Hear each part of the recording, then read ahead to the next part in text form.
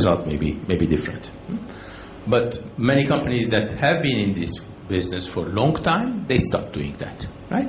Texas Instruments that did the first chip, they are not manufacturing the new nodes anymore. They didn't go below 28. Or LSI Logic or IBM stopped some time ago. So many companies stop at some point. They don't do the new nodes anymore. That's why we are seeing more concentration on the number of companies that are doing that. We have TSMC being a major manufacturer for new nodes, Intel, Samsung being there as well, as you know, Global Foundries too. So these are the four key ones that are moving to the new nodes. And we started seeing the blinking as well.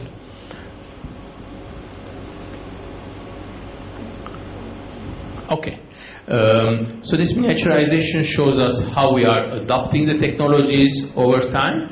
And you see that we do continuously look at who is doing what, and we look at the new nodes, how they are being adopted, and we find out that the new nodes, we follow 2 years of each node, and below 20 nanometer, it is the FinFET technology that is dominating. So the FinFET is the new way, is the three-dimensional transistors that you may be familiar with. We'll review them together again a bit later. Whereas prior to that, it was more the basic CMOS. This is more advanced way of building the transistors. And Intel was the first to start manufacturing. They didn't introduce FinFET, but they started manufacturing it in 20 nanometer. TSMC, others started with 16. Samsung came in with 14 nanometer. So today, everyone who is at the 7 or 5 level, they are doing FinFET with their chips. We also, one of the phenomena that are important when we talk about accessibility, about testability, and so on, is the fact that the chips are not being designed in a single location anymore. There are many SoCs, system on chips, that have divided groups over different places. So when we speak about designing a chip, the same chip can be designed as sub-chips in 4 or 5 different countries. Then they get collect them and put them in a single place.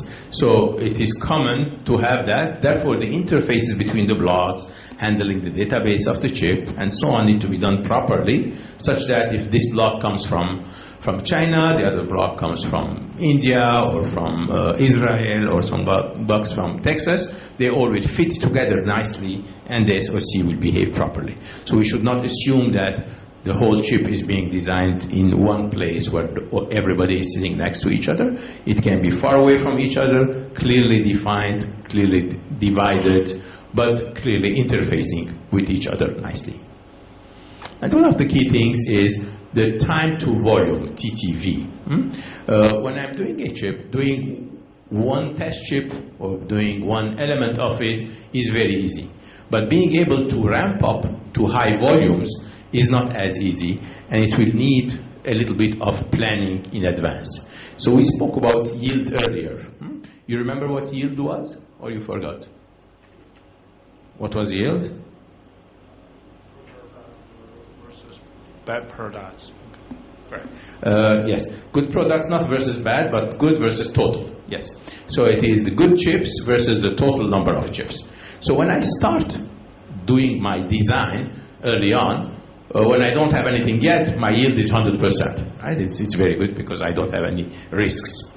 As I start building into my design, I add some IPs, I add some blocks, I add some more logic. My yield starts to go down. This is a new node I'm dealing with, and that yield is very risky, very bad initially. But later on, when I start producing, I do the yield learning, I diagnose my chips, I learn from it, and I start improving my percentage of good chips over the total, and reach a point where I am much better, and I can go to manufacturing in volume. Okay, and this is also manufacturing, but it's a ramp up. It is a small subset being manufactured. Later on, that will come up, and we'll do more of that. Now, this curve is not very nice. It is very deep, and it is not easy to handle. We prefer to have this green one instead. The green one is the one that allows us to to improve my yield from the beginning if I built into my design certain hooks that will allow me to have better yield in advance. And in fact, what I have is that even when I'm starting my production for test chips for ramp up, my yield is already much better than the blue one. So the green one is nicer. And also, this yield learning can be done faster in that way, in much shorter time. See? Instead of reaching the stability much later, I reach my stability point earlier. And then I have earlier chances to start my volume production.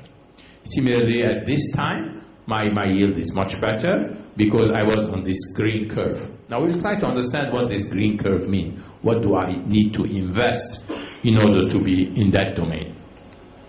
But what you see is that I'm doing something different from the design stage. I'm putting a little bit more intelligence in my design, and we'll see what kind of intelligence that is, to improve my yield stage early on, to be able to ramp up faster, and to be in volume manufacturing with much higher percentage of good chips versus not. Okay? And that is something that allows us to come in and invest early on in advance. What I will do is, in order not to go too deeper into this at this point, I'll give you a short break. You will have, how much time do you need? 20 minutes to relax a little bit, think about this, then we come and dig a little bit more in it. Make sense?